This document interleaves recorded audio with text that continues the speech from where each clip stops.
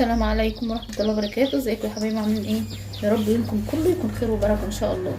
النهارده هعمل معاكم فرخة بطريقة سريعة جدا، مش هتاخد منكم 10 دقايق. خلاص يلا بينا نشوف هنعملها ازاي. بس اتمنى اللي مشتركش معايا في القناة يشترك وفعلوا الجرس يوصلكم منها كل جديد. ويلا بينا. معايا هنا بولة اهي. خلاص جايبة هنا بصل، انا فرمة بصل كتير يعني اهو. احط له بقى التوابل بتاعته كلها. ملح، بصوا مفيش اسرع من كده، انا هعملها في الكيس الحراري. ملح، فلفل اسود اهو،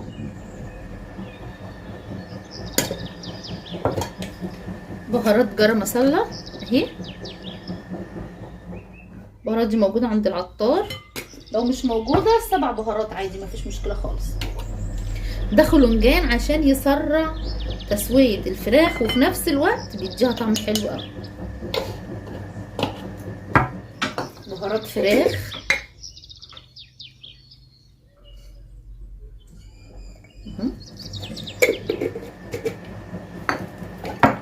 شويه من الحبهان البودر،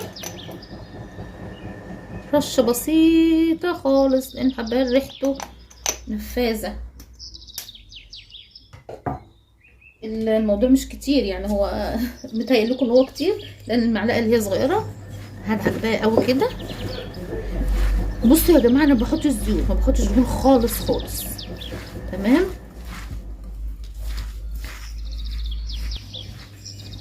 خلاص كده. معايا بقى التوابل المجففه ناشفه اللي هي الصحيحه.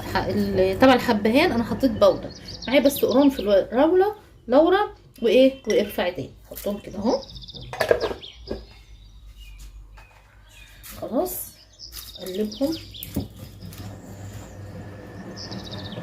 المكون بقى بتاعي الجميل اللي انا كنت قايله لكم عليه، المعجون التمر الهندي. خلاص حط منه حبه كده، اللي مش ما عندوش مش مشكله، ممكن تحطوا دبس رمان اهو، حبه بسيطه خالص مش ان هو جامد. حط كده بيدي طعم حلو قوي قوي للايه، الفراخ او المشويات او الحاجات دي، الطواجن حلو جدا اهو. اهو تمام كده. نجيب بقى الفرخه انا اهي. انا طبعا خاليه تحت الجلد زي ما احنا شايفين كده ماشي. والقلب هحشي من القلب الاول اهو، هحشيها كده من القلب تحت الجلد وما بين الوراك. اظن مفيش اسهل من كده، مفيش اسهل من كده. لو راح ارفع ليها جوه اهو. تمام كده. الفرخه اتبلت منين؟ من جوه ومن تحت الجلد. وادعكها بقى من بره كده اهو زي ما احنا شايفين. تمام كده. خلاص كده خلصنا من الفرخه. هنيجي بقى الخضار معانا ده المشكل ده اللي انا هحطه مع الفرخه. معايا بقى اي خضار عندك حطه منه. يعني انا كان عندي جزر، بصل قوارمه اللي هو الصغنن ده، طماطم، كل ده متقطع كبير، جزر، مشروم ما قطعتوش برضو بخليه بحاله، فاصوليا مقطعاها كده عشوائي. خلاص. لو في بطاطس حطي، كل اي خضار عندك حطي منه. لو عندك قرع عسل حطي برضو مكعبات. بطاطا اللي هي الحمراء جميله جدا. هعمل كده شايفين؟ بصوا ليه عملت كده؟ عشان اقلب كل ده مع بعض. خلاص. الاول طبعا مش عارفه اقلب البوله صغيره، هجيب واحده كبيرة. تمام جبنا واحده كبيره اهو. حط كده كله، مفيش اسهل من كده. ولا يا جماعه ولا زيوت ولا دهون، الفراخ اصلا بتنزل زيوت ودهون يعني اهو شايفين. فمش محتاجه ان احنا والكوليسترول عندنا عالي، فالحكايه مش ناقصه اهو. خلاص كده الخضار اتبل من نفس الايه التتبيل.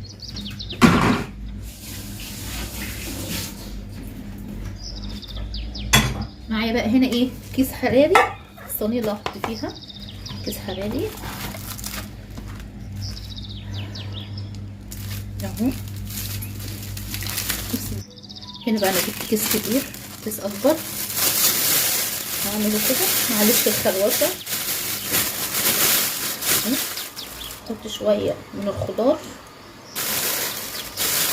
في الكيس،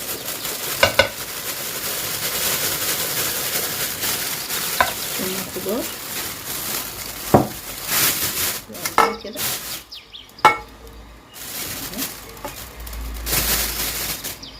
ونحط الفرخه بتاعتنا. بصوا يا حبايبي انا هحط الفرخه في الكيس وبقيه الخضار عليه. لو انتم مش عايزين الكيس الحراري وعايزينه في الصينيه هتبقى برضو تحفه جدا جدا، بس غطوها بورقه زبده وورقه فويل فوقها وبعدين حطها في الفرن، هتبقى خطيره جدا حتى من غير الكيس، والخضار يبقى طعمه حلو قوي.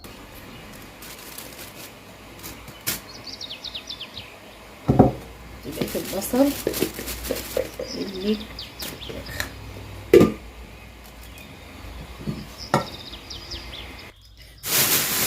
عايزه اقول لكم شوفوا المنظر بقى اما تبقى الفرخه في وسط الخضار ده كله. بصوا خضار فوق وخضار تحت ومتبل، حاجه كده خرافه.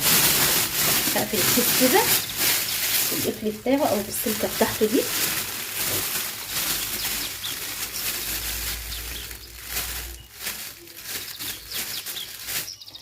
خلاص اهو. وهشك، انا مش هحط ميه ولا بحط اي حاجه خالص، وهشكه بس شكتين بالسكينه كده اهي اهي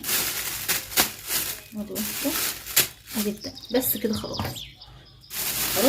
وهحطها بقى في الفرن ونرجع نشوفها شكلها بقى عامل حبايبي. شايفين بقى المنظر ما شاء الله، هي سخنه لسه طبعا تحفه، واتحمرت فقصيت الكيس زي ما انتم شايفين كده، والخضار مش عايز اقول لكم ريحتها خطيره.